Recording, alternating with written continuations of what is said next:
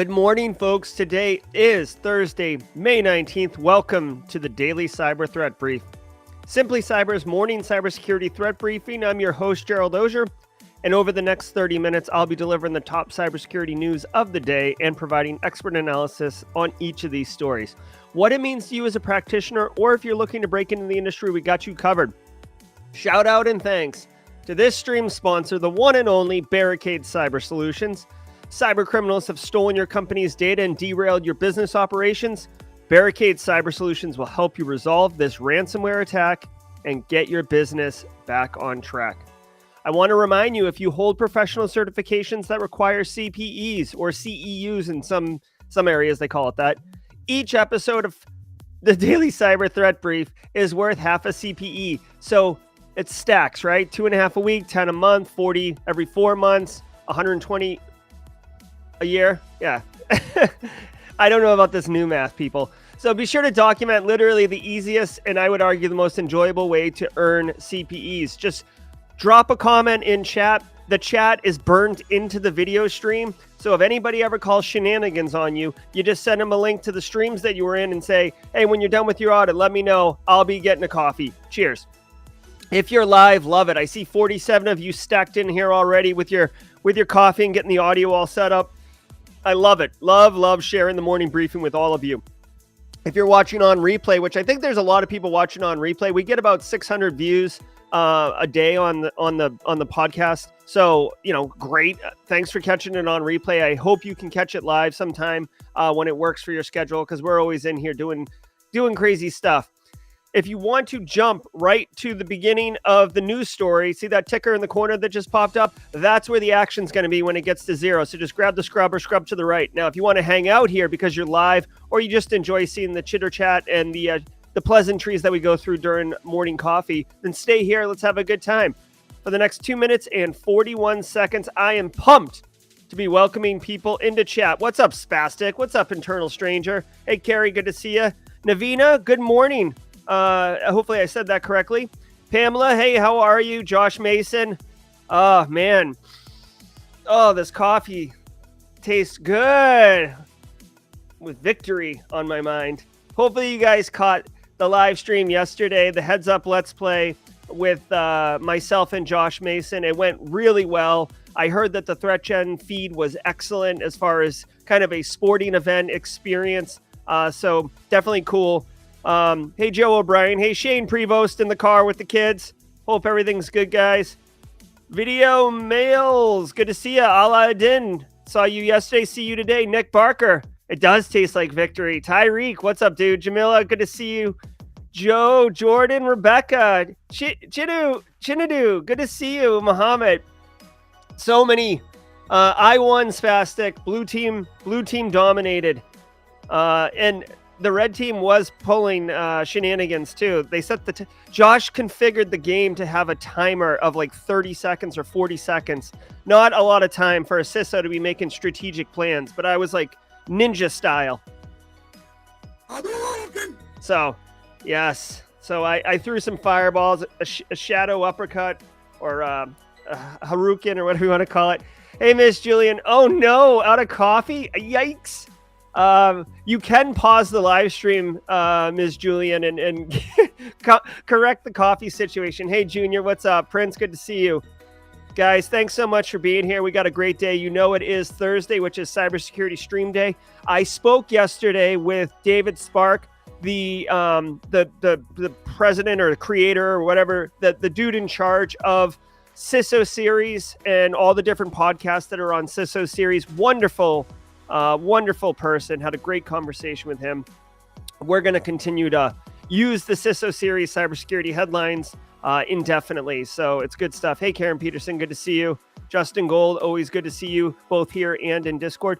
Oh, guys, real quick, if you are a squad member, first of all, thank you very much for the support. Genuinely appreciate that. If you are a squad alpha member and you are in the Discord and you do not have the squad role, please DM me and let me know, because as part of that alpha tier of the membership, you get access to the squad role on Discord, which gives you access to some hidden channels and stuff like that. Also, and I'm not asking anyone to do this right now, but just let me know. Just look. Hey, Kimberly, love that new. Oh yeah, you get access to the emotes of your squad member too, which is cool. The Randy, the Elon, and Carl, obviously Carl. Guys, let me ask you on the chat on the side, right? There's like the little dollar symbol or whatever. And I'm just curious. So YouTube is introducing gifted subs, or like what they call it on Twitch. I forget what they call it here, but it's basically gifted subs. So you can gift membership into the squad. I put in a request to be part of the beta, but I haven't seen anything one way or the other whether or not I'm in. Just don't do it. Don't push anything, but just take a look. Maybe Josh Mason, if you're in here, take a look. I'm just kind of curious.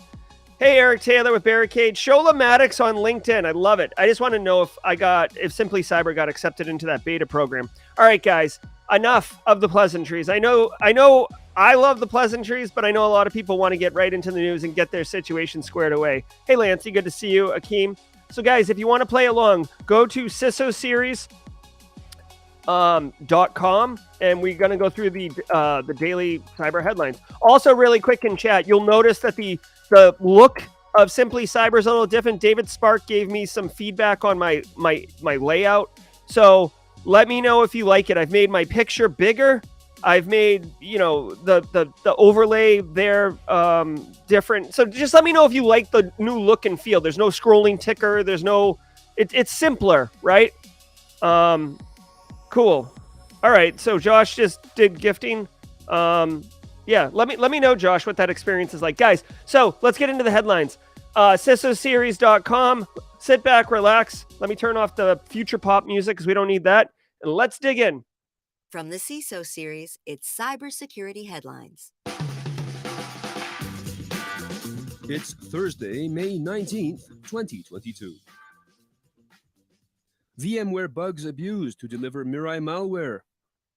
Researchers say a GitHub proof-of-concept exploitation of recently announced VMware bugs is being abused by hackers in the wild who are focused on using them to deliver Mirai denial-of-service malware and exploit the Log4Shell vulnerability. A report from research firm Barracuda says, quote, researchers analyzed the attacks and payloads detected by Barracuda systems between April to May and found a steady stream of attempts to exploit two recently uncovered VMware vulnerabilities, CVE 2022-22954 and 22960, end quote. CISA has released an emergency bulletin that requires emergency action from federal civilian executive branch agencies to either immediately implement the updates or remove the affected software from the network until the updates can be applied. All right, so this is interesting. We do see this from time to time. Let me zoom in on this if I can. We do see this from time to time. This is... Okay, so here's the story. If you're running VMware in your environment, there is a vulnerability that is being actively exploited. When vulnerabilities are being actively exploited, the risk of it, or the score, the criticality goes up, right? That's part of the temporal score of vulnerabilities. If no one's exploiting it, it's bad, but you don't need to get up and come in on the weekend. If it's being actively exploited and it can lead to massive damage, you got to get up and come in on the weekend. This one looks like it's basically being abused. You could deliver any malware, by the way. So don't think that, big deal, it's just Mirai and it's exploiting Log4Shell.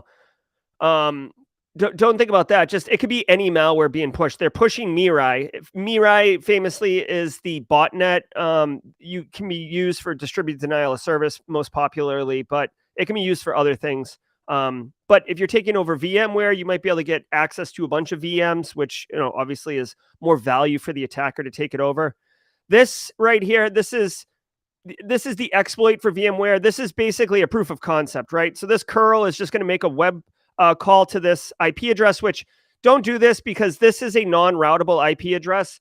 You can't do this. This will try to pull something on your own private network. So this isn't copy and pasteable, but what the individual is showing is that if you have access to a VMware system that is running Log4Shell, which I don't know if they all are or not, and you put in the IP address of that system here and replace it, this will compromise it. And I think once you compromise it, then you'd be able to push the Mirai malware onto it because you would basically own it at that point. So this doesn't push the malware.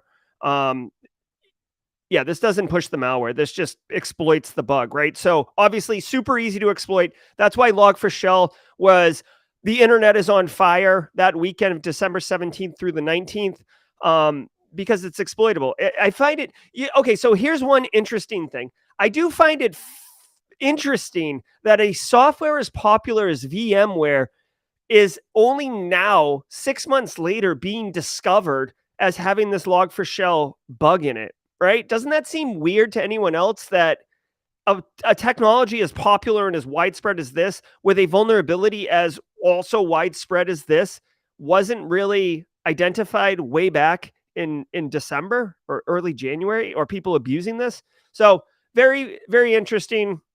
Whatever. Maybe they had some special caveats on how they had to exploit it, but the key takeaway here, the TLDR, if you're running VMware in your environment, patch this bug. And also you might want to look in your logs to see if you've been exploited for this, and check to see if your systems are executing Mirai, which are very easy to tell because Mirai randomly generates IP addresses and then tries to reach out and infect them. So if you're seeing weird IP address traffic, that could be it from a single host.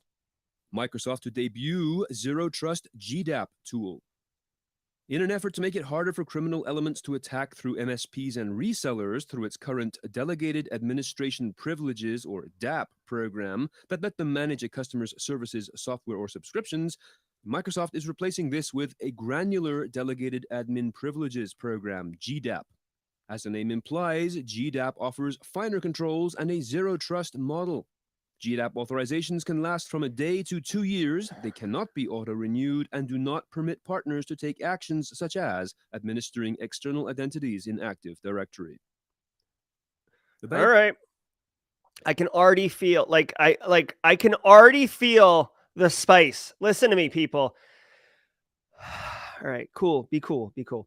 Listen, first of all, I love the name GDAP. There is a DAP emoji that's basically a little emoji guy coughing into his elbow that I thought for the longest time was a DAP, like a DAP. So GDAP, very hip, very cool. Guy, here's the deal. Here's the situation. Ready? This is another one of those. This is another one of those where reality and the text don't match. Okay, here's the deal. This is essentially like privileged access management, which, by the way, is like one of the most valuable, effective controls that you can put in your environment. Now, why doesn't everybody use PAM or privileged access management? Most people call it PAM. Hey, PAM. So why don't people do it? Because it's wicked hard to do. People with privileged access don't want to elevate their privileges when they need to do certain things. They just want to roll all the time with their elevated privileges because, because Carl's an IT admin with 30 years of experience, and Carl knows the difference between doing good things and doing bad things and isn't going to make mistakes. So I'm just going to roll with my domain admin. Thanks, Carl.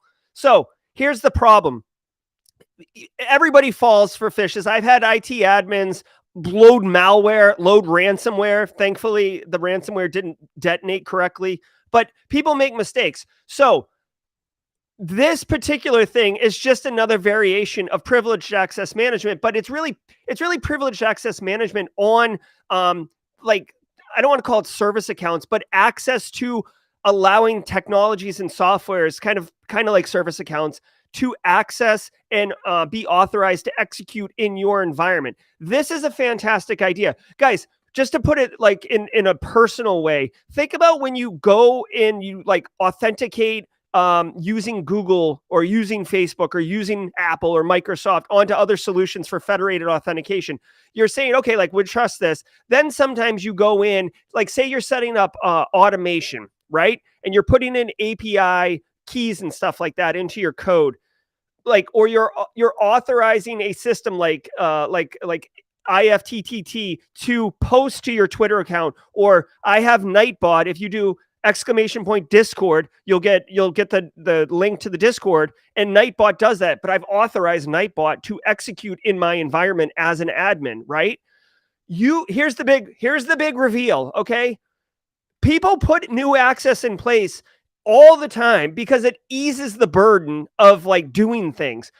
Almost nobody reviews that access. You literally need something to say, like Google's good at this. Like, hey, it's been 3 months since this. You want to check it out? Or hey, like when was the last time you checked your security questions? Or hey, when was the last time you verified that you have a backup code to unlock your two-factor vault written down somewhere, right?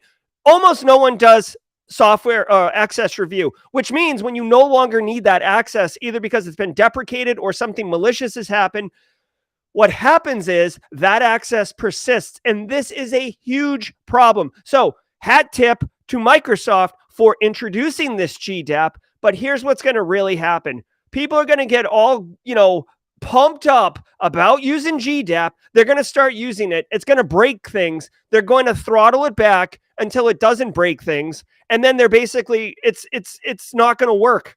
Like, it'll be there, but no one will be using it because it's too much effort to configure it correctly. That is my prediction on this. Love it, love it, love it, right? I love it. This is what we need. We need PAM for essentially service accounts, kind of, right? But it's the same reason why you see folders in AD, or not AD, like on file shares or permissions and stuff like that with right click, allow everyone. Do you know why people do that? Because Carl can't access a file for some reason.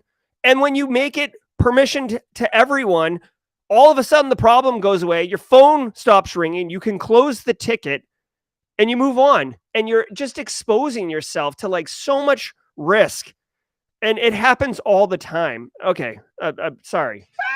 It's just, this is a great idea, but I'm telling you, after 3 months, this is going to be like you need dedicated people to do this. This is my thought on this. Okay. I don't know. I don't know if anyone else feels the same way. Maybe I'm a little hard on this, but that's what I think is going to happen. And sorry, I didn't mean to spend as much time on this particular story, but access, I guess I have a button when it comes to access. Remote access that's misconfigured pisses me off. Like, this is an awesome idea, but I've seen it too many times, guys. Guys, there's a technology called EMET, E-M-E-T, which was basically application whitelisting for Microsoft operating system. Fantastic technology. The problem is when you implement it, it breaks everything, and you have to like authorize all these things, and you're authorizing middleware, you're authorizing DLLs, drivers, all this crap, and people are like, this is a wicked pain in the ass. You know what I'm going to do? I'm going to turn off EMET. You know what? No more problems. I'm punching out early. Happy hour. Okay, let's go. Sorry about that. Let me just here. But oh god. Zambia refuses to pay ransom to cyber attack group Hive. All of our core systems are still up and running, said Greg Nsofu, Information and Communications Technology Director at the Bank of Zambia, speaking to reporters in Lusaka. Quote, not much sensitive data has actually been shipped out, and knowing that we had protected our core systems, it wasn't really necessary for us to even engage in a ransom conversation, Nsofu said. He continued, quote, so we pretty much told them where to get off, end quote. Hive ransomware has already made its mark as one of the most prolific and aggressive ransomware families today, according to Trend Micro. North Korea. Whoa. Wow. Okay, so this is interesting.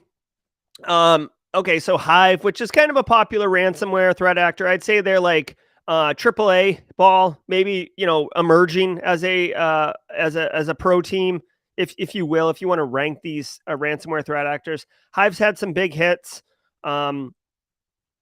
So they hit the Bank of Zambia, which I don't know how big that is. But what is interesting is that the director of information and communications technology basically said, hey, our systems are super secure enough where the ransomware attack hit us, but didn't hurt us. And Hive can go pound sand. That's basically what they said. Now, what I want to say is congratulations, Zambian Central Bank, for doing what I have been screaming into this microphone for months on. You need to be prepared for ransomware. You need to put in protection controls. And more importantly, you need to be able to be resilient and maintain business operations following a ransomware attack as you deal with that attack. And it sounds like the Zambian central bank has done this. They had protection controls in place, so the actual penetration of the ransomware did not go into critical business applications. Now, whether they just had the ability to turn on a hot backup or gracefully fail over to a alternate processing system, I don't know. I don't care. Good for them. And then now they're obviously dealing with the ransomware actively, but it didn't impact their business operations. This right here, again, I talk about things that you can grab and throw in decks for the business side. It's always like, 93% of businesses are suffering ransomware in 2022. Right. Yeah. But you can also use this as like, look at this central bank of a country. Obviously, I mean, you'd have to couch this a little bit. They obviously implemented a sound risk-based cybersecurity program that allowed them to suffer a ransomware incident without losing business operations, i.e. they didn't stop making money. This is how you do it. So give me my money so I can invest. Straight cash, homie. All right. And developers pose as U.S. freelancers to aid their country's hackers. The U.S. government is warning that the Democratic People's Republic of Korea is dispatching its IT workers to get freelance jobs at companies across the world to obtain privileged access that is sometimes used to facilitate cyber intrusions.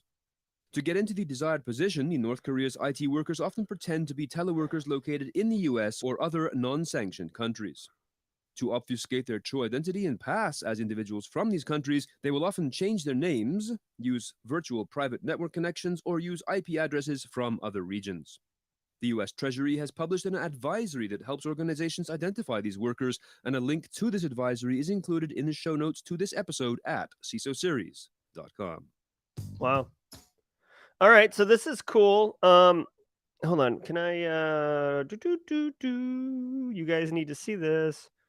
Okay, so check this out. This is basically, I bet you governments have been doing this for a while. North Korean worker gets a job on Fiverr or Upwork or, whatever, gig economy platform, and they have some proxy account, right? So somebody legitimate who they probably pay or has been identified as like, I don't know, an ally of North Korea. Anyways, it's basically this proxy account is basically a shell human. So you can pass whatever background check Fiverr or Upwork has for you. You get your creds, you move on to this freelance platform, and you get the client. Now, okay, here's the thing. Yeah, North Korea, these citizens are making money, but that's not the point. The money is indifferent. What they are doing is, it's clear, or I would speculate, that the entire intent of what they're doing is espionage. North Korea is, they're engaging in this work in order to get privileged access. Again, access, it's my button, right? They're getting access to do work in these environments, probably on, like large teams. They have access to intellectual property. They have access to other resources. And by the way, guys, as I've mentioned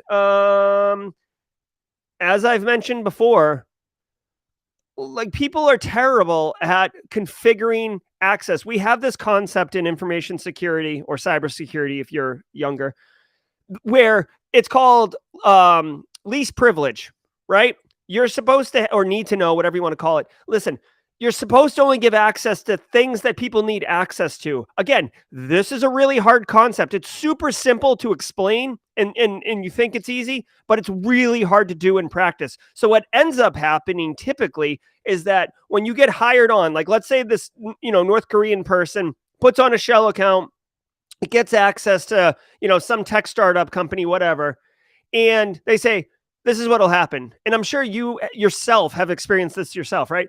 Hey, guess what? This is Josh Mason over here. He's the new guy. Welcome, Josh. Yeah, just give him, he's doing the same work as Jerry, basically. So just give him the same access. Here's the thing. I've worked at this company for 10 years in multiple roles, and nobody is disabling my access behind me because no one's complaining that I still have access to this R&D system and this dev system over here. And, whatever, I helped the finance department back in 2019, so I've got access to that. And now Josh Mason, new employee, has all that legacy access. This happens all the time. and again, like, why am I so angry about access today? Good grief. Anyways, this is clever, and I think it really is. I bet you other countries are doing this. I wouldn't be surprised if many first world power countries are doing this, because really, what kind of background screening? I don't work on Upwork or Fiverr or any of that, but like, what level of scrutiny are they doing for the clients, right? So for a company that needs to outsource some dev project or web design or something like that, right? Not, I don't know. I mean, obviously it's easy to circumvent, but I just clever. By the way, I'm such a softie for 8-bit digital, like the whole retro Nintendo, like based on my age and background. I love I love this pixelated North Korean flag. Very cool. And now, let's thank today's sponsor, Torque. All right, let's thank today's sponsor, simplycyber.io. Guys, if you want access to free resources of tons and tons of stuff, go to simplycyber.io, and on the top, you can't see it here, it says free resources. I've curated a ton of stuff with help from everybody in the community, and you could take advantage of this absolutely for free. Why is the timer on? All right, so simplycyber.io, giddy up. Microsoft warns of a new type of attack targeting SQL servers. Microsoft Security Intelligence this week tweeted a warning about an attack campaign targeting SQL servers and using a new approach to evade PowerShell monitoring. Instead of PowerShell, these threat actors are using sqlps.exe, a utility that comes standard with every version of SQL and functions as a wrapper for running SQL-built cmdlets to run commands and change the start mode of the SQL service to local system.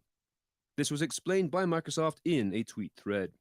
The new campaign starts with a brute force attack and ultimately allows attackers to take over the targeted servers and deploy malware such as coin miners.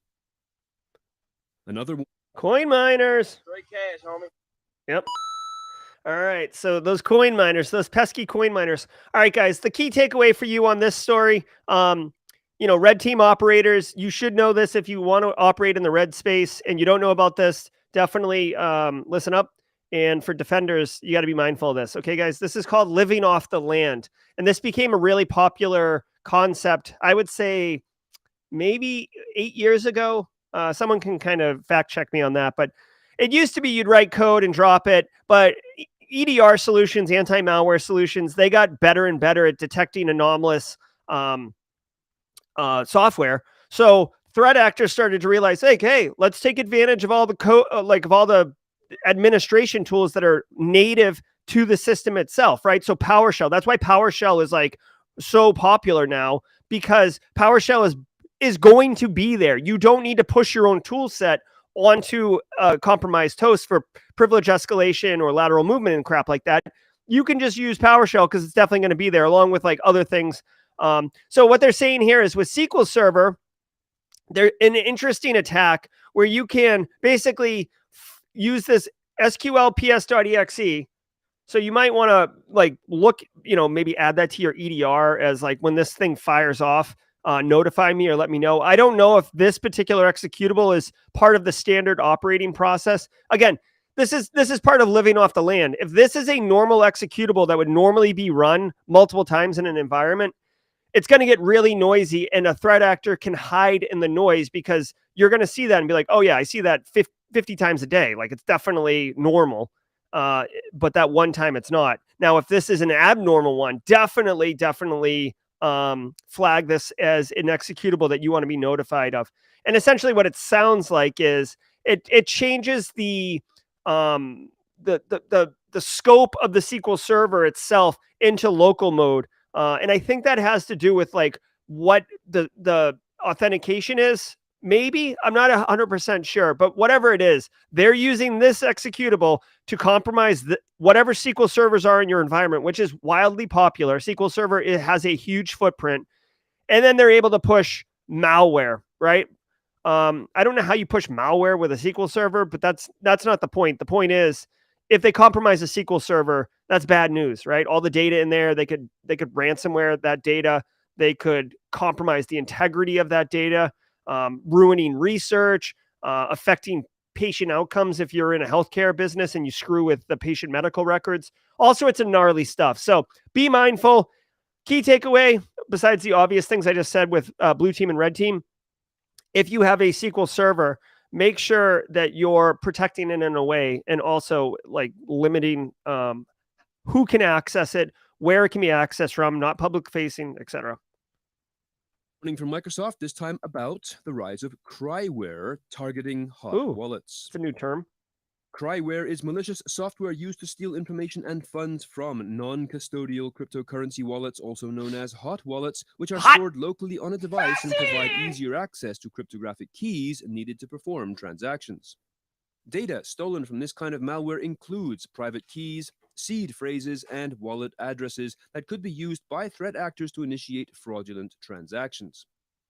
Microsoft recommends users and organizations lock hot wallets when not actively trading, disconnect sites connected to the wallet, never store private keys in plain text, ensure that browser sessions are terminated after every transaction, enable MFA for wallet authentication, double-check hot wallet transactions and approvals, and use hardware wallets to store private keys offline. All right. Yeah, I definitely agree with this. So, info stealers right now, I haven't heard the term cryware, so add that to your glossary of terms. This might be the big term at RSA, right? I don't know, but I've never heard cryware, but I get it. Okay, here's the deal. Info stealers right now are hot, okay? Redline info stealer, Raccoon, a couple other ones, but basically it's just malware that gets on your computer and it's like a Dyson vacuum. They turn it on and they just start sucking up all of your sensitive information. So session tokens, wallet keys, any type of passwords you might already have like on the system or that you type in like with key logging software. And then they use it to abuse you, right? It sounds like they've added functionality to scan for hot wallets, which again is a term I'm not super familiar with. I'm a crypto evangelist. I love it, love it, love it. All right. So I'll have to get Charles Finfrock to tell me what's going on. But basically, it sounds like it's a wallet that you can have exposed somehow or unsecured to the internet. Non-custodial, I think, means like it's not through Coinbase or one of these other like Robinhood and stuff like that. So you're kind of managing your own, but it's on the internet. Now, I just got to tell you guys, if you're playing with cryptocurrency and you're not mindful of like multi-factor authentication or properly securing your wallet, I'm not saying that you deserve to be compromised at all, right? Like no one should be victimized. That's just wrong. But you have to be like, you can't just get the good parts without the bad parts. Like if you're going to go into this space, you have to do the work of actually having protections around your assets, your wallets. I mean, this is straight cash. Straight cash, homie. This is straight cash, right? There's no like converting the asset into something valuable to the threat actor. This is why financial services gets attacked all the time, because it's straight cash, right? So long story short, if you are running with a non-custodial cryptocurrency wallet, right, and if you don't know what that means, then chances are you don't have one.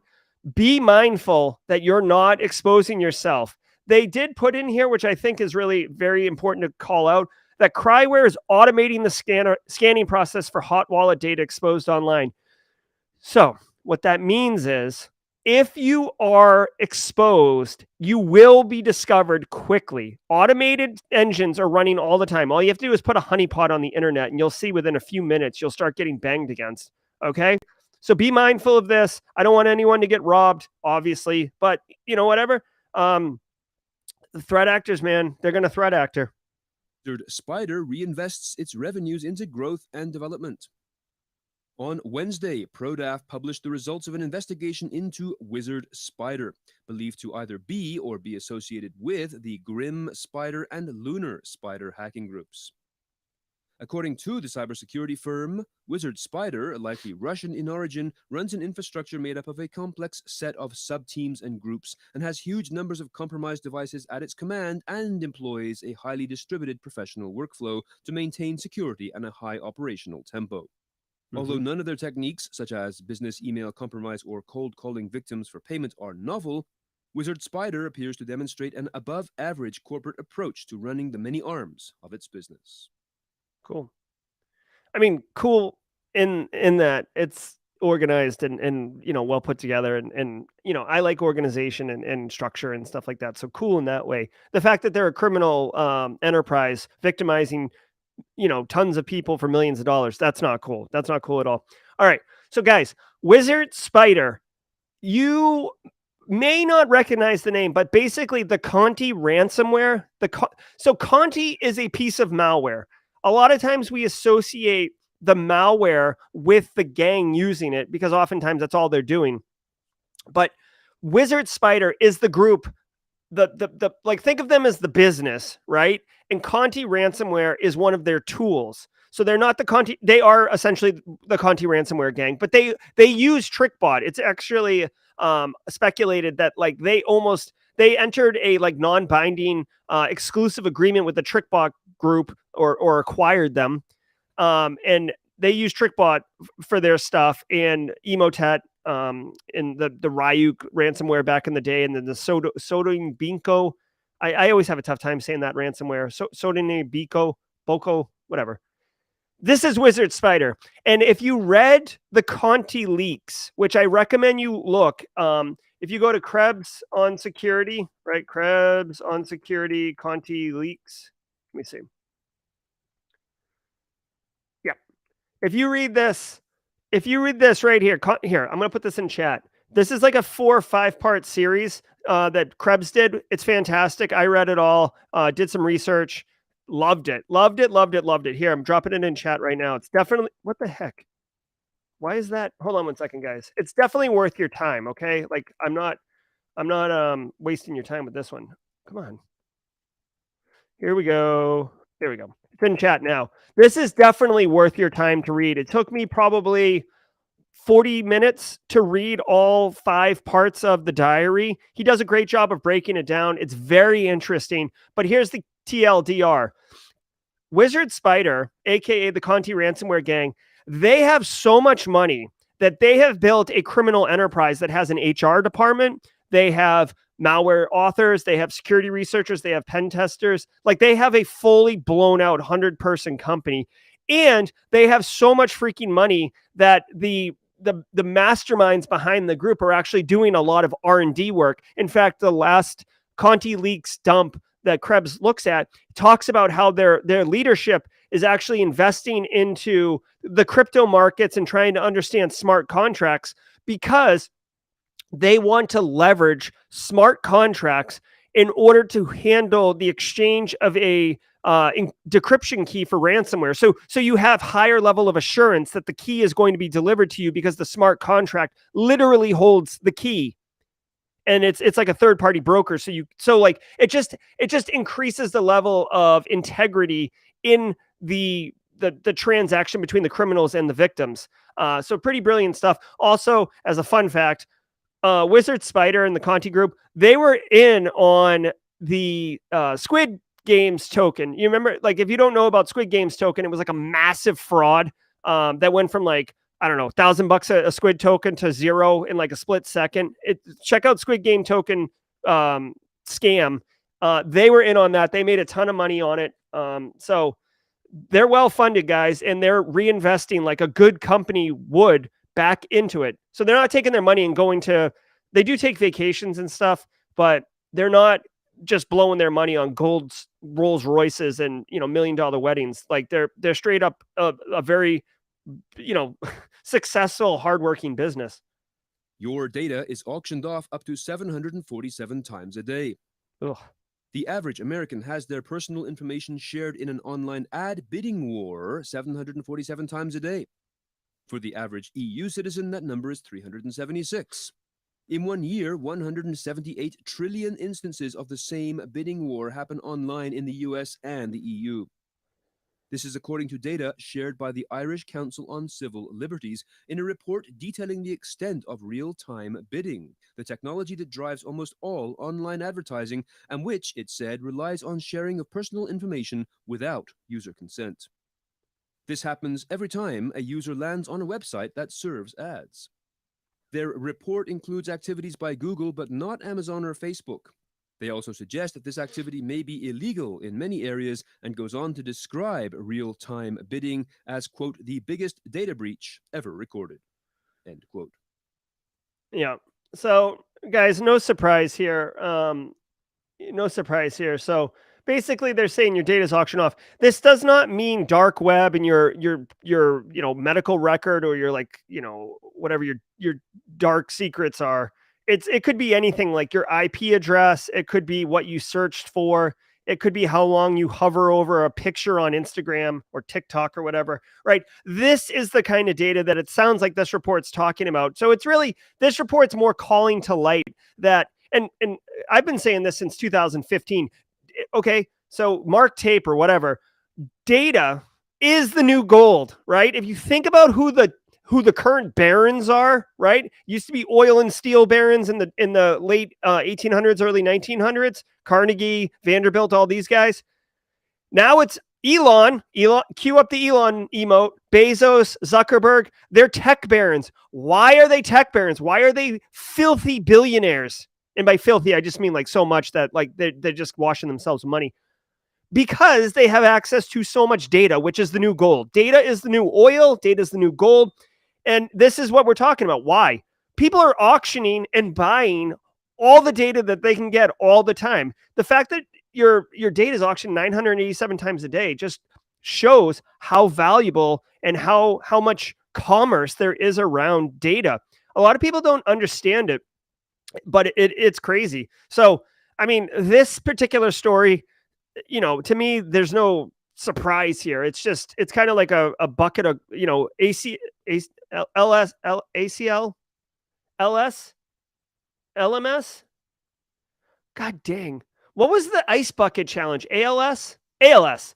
Yeah. It's like an ice bucket of water thrown in your face and just to remind you, hey, this is what's happening, right? People are selling your data all over the place. You can't really do anything with it. They also point out in the story, and this will be the final thing I say on this before moving on, that publishers recognize there's no technical way to limit the way data is used after the data is received by a vendor for decision bidding on after delivery of the ad. What they're saying is, and it's no surprise, once the data is out the barn, they don't know what's going on with it. It probably gets used, copy pasted, resold, aggregated, enriched with other data, and then that new data is sold, the enriched data. Like these organizations, like look at LexisNexis, look at like what their business model is, or any of these kind of data aggregators. What's his face? John Oliver did a great video on data brokers the other day. So anyways, be mindful of it. There's nothing here from an actionable perspective for information security though. It's Thursday, so that means there's another great episode. All right. That is the that's the stream. So let's spend a couple minutes hanging out and talking about what's happening today, because it is Cybersecurity Thursdays. And also, Kimberly, Wizard Spider has their own HR department. Great benefits, although you can get fired wicked easily when they have a breach of some sort internally. They fire everybody. So, all right. So check it out. Later today on Outpost Gray, which is Jack Scott's wonderful YouTube channel. You can get to it by going to youtube.com and looking for Outpost Gray. But she is doing a female voice of technology and innovation. She's having Melissa Arxcog, 40 under 40 engineer. She's basically very, very technical, innovative individual who's kind of shaking up the casino gaming industry. So if you're interested in hearing her story and her thoughts around, transformation and, I guess she's the VP of business development and an engineer. So she's got her hands in all sorts of spaces. So that would be really interesting. Definitely check out Jax's stream. And then right after that, Jax typically runs an hour from 3:30 to 4:30. And at 4:30, guys, we're going to be welcoming Stefan Waldvogel, and we're going to have a more technical talk today. This guy is wonderful. If you don't know Stefan, he's a SIEM engineer for Graylog, and we're going to be talking about SIM engineering, about the role. How's it cool? How's it not cool? What skills do you need? And how do you break in the industry? Because he does a lot of community contribution around breaking into the industry. And he's got some really hard truths too, like how real entry level jobs have 500 to 600 people apply for them. And that's part of the reason why they're so competitive, right? And he's got some thoughts on how to brand yourself. He did a video with Outpost Gray last week on branding yourself. He's just a great person, and I'm really, really excited to have him on the stream later today. All right, guys, please, again, I go back and read chat. So if you have any feedback on the new layout, on the way that my camera feed is bigger, I'm trying to take this constructive criticism I received from David Spark yesterday and implement it quickly, all with the intention of having a better product for you guys and a better experience for all of us, right? Because that's what we're doing here. We're having a good time. We're sharing knowledge. We're networking, etc. So I want to thank Usha, Kevin, Black Knight, Kimberly, Michelle, Spastic. Yes, love it. I'm a crypto evangelist. All right. Love the layout. Thank you, guys. OT job training today. So that's too bad, Justin, but that's okay. We'll have it on the replay as it is.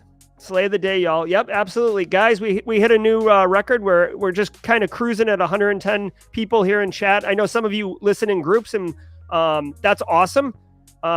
Really, for me, the objective is getting this information out to as many people as possible and helping people be more effective at delivering cybersecurity, protecting those businesses and assets that they're responsible for, and, breaking into the industry. Plus, it's just great starting the morning with all of you, having coffee, and just getting off to the right start. So that's going to do it for this episode of the Daily Cyber Threat Brief. We will see all of you later today at 3:30 at Outpost Gray, and then at 4:30 for Simply Cyber Live. Take care, everybody. Have a great Thursday.